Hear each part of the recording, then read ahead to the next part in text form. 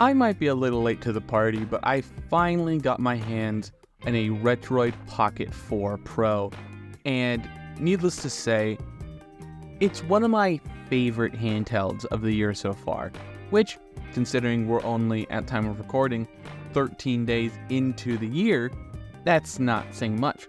But I maintain that this will be one of the best handhelds to release this year at all, because it is just astounding the level of performance, the features offered, and the price point this sits at that makes it such a compelling device. And before we jump into all of the performance in the overall user experience of the device, I'll run through some of the features it has.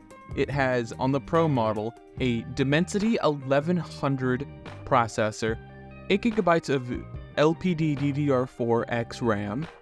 It has a 4.7-inch 720p-ish display. It's a really wonky resolution due to the fact that this screen, I believe, originally came from an iPhone 6, which also wasn't exactly 720p. It was their weird Retina resolution, so it can't necessarily be 720p because 720p at that size back in the day, you were able to see the pixels. So they would increase the resolution just enough for the screen size so you can't see the pixels at a certain distance. Hence, when Apple came up with the name Retina, that's what it's supposed to mean. Tangent aside, it also has Wi-Fi 6, Bluetooth 5.2, a 5 mAh battery. It has an active cooling system, supports fast charging, and it weighs roughly 261 grams. Basically, the device is a little bit bigger than a PS Vita and about 25% smaller than a Nintendo Switch Lite. So for you to have a good idea of how this thing stacks up against similarly sized devices. Lastly, the device runs on Android 11, so functionally it's fairly similar to any other Android device you would have, out there. I personally use a lot of Android devices, and it's a very easy and awesome way for these devices to have increased software availability overall, and increases the likelihood of, further development in this, handheld emulation scene. The more of these Android-based handhelds come out, more development would be put into the specific emulators like Yuzu and Dolphin, and with time and more popularity of these devices will hopefully increase the development scene in seeing how we can better utilize and increase performance and stability overall, and increasing compatibility for the overall game libraries of these consoles. Now that we've gone through some of the specs and some of my thoughts on the specs, performance of this device is remarkably well. I'm not going to bother really going through much of anything pre-N64, mainly because obviously that stuff runs well at this point.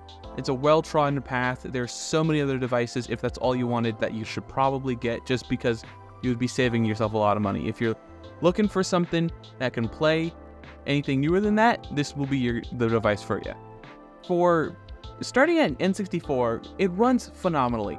Having the two analog sticks, which feel fantastic, make it the ease of use playing games like it on the N64 amazing, and with the Dimensity 1100 chip, it outperforms most things in the given category.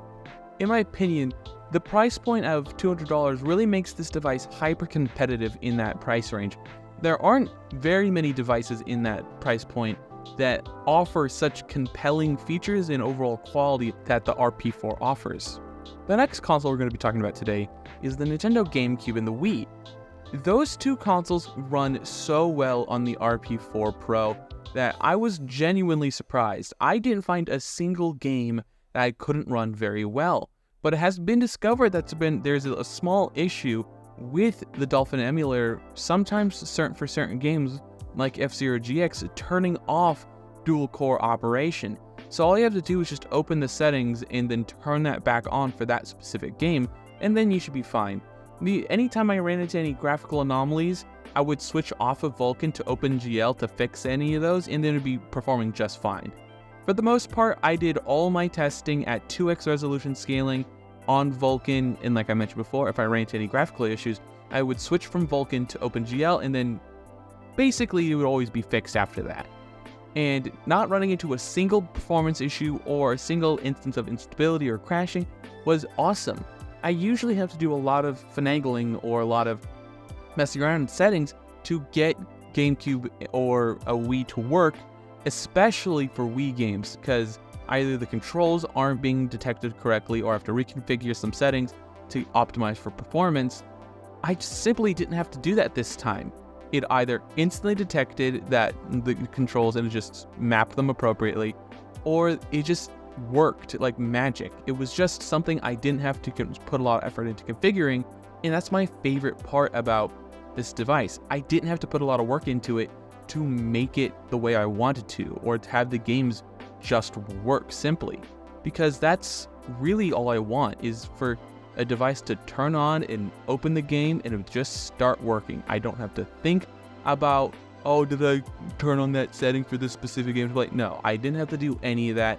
It simply just works. And I'm happy to say on Aether SX2 for PS2 emulation, it was generally the same story. If I ever ran into any graphical issues on Vulkan, I would switch to OpenGL and would be just fine. Unfortunately though, for the Aether SX2 emulator, it has stopped development, and so some of the software compatibility is a little worse than if it was still getting development. So it's not any fault of the device itself, it's the fault of the emulator not being completed, in a sense that you run into some of these software incompatibility issues.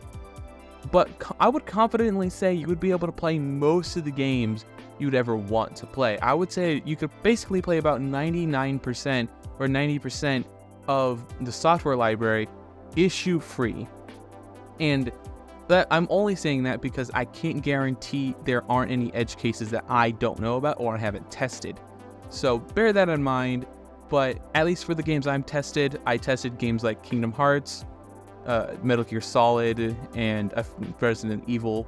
So I'm pretty confident that sort of the other games I tested, that I covered pretty much every of the main categories of games that I'm confident saying that you can play basically all of the games you would care about at the very least on PS2 on this RP4 Pro device. The last section we're going to be talking about is Nintendo Switch emulation. So with this device having the Dimensity 1100 chipset on it, it led me to believe that it could probably play some Nintendo Switch emulation. After testing some of the major hits, Breath of the Wild, Mario Odyssey, it really didn't handle those well, but it was so close to being good. So I don't know if I think it might be a myriad of issues, like just overall needing more optimization on the Yuzu emulator on Android itself would go a long way. And also I think the chipset is just ever so slightly not powerful enough to handle those higher end games. And not to mention Yuzu in general optimizes for Snapdragon chipsets, not necessarily MediaTek ones. So we're already fighting an uphill battle for this device to handle good quality Switch emulation. But I was mildly surprised at how well it handled the lower end of games. And that's not to say that it could play all of those games either. For example, Shovel Knight had a very hard time running for me, and which seems to be a common issue for most people who are testing this game. But it was able to play games like Cult of the Lambs, Sea of Stars, and I also love to test Stardew Valley just because it's a game I have a lot of experience in, and I know how it's supposed to feel. And it actually ended up running pretty okay. I would have preferred it to, run a little bit better, but it wasn't unplayable. It's not too dissimilar to how the Vita version ran. So overall, if you want this for a Nintendo Switch emulation, it's just not quite enough for me to recommend it. And I also don't feel entirely comfortable, emulating indie games on the Switch on the RP4 Pro, mainly because a lot of those games are available on Android. Stardew Valley is available to purchase on Android. You could buy Minecraft, you can buy games like Dead Cells, and some other games that were able to run fairly well that simply already are on Android. You don't need to necessarily emulate them if you don't have to. So for overall, until Nintendo Switch emulation gets a little bit better, or the way I see it is the RP5 Pro maybe next year or later this year, depending on when that comes out, would probably be good for Nintendo Switch emulation, generally speaking. But as it stands with the Dimensity 1100 chipset and the state of the Yuzu emulator, I simply can't recommend this for those general uses of playing Nintendo Switch games, but it is hands down my favorite way to play GameCube, Wii, and PS2 games on the go. I've had multiple videos in the past talking about other ways to emulate those consoles, but this is obviously the best way I've come across to emulate them now. This is my favorite way to do it. It is so pocket friendly. I just slide it into my coat pocket and then I'm on the go. Battery life is stellar. The performance is outrageous, and it's nice to have all these, creature comforts of it being on Android too.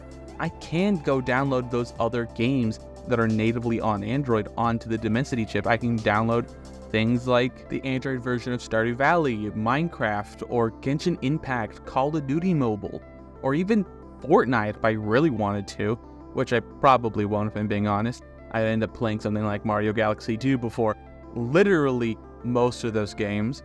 But the point is that this device can do so much, and it is one of my favorite devices, and it comes in so many fun colors, and it's simply, to me, one of the best handhelds to come out this year so far.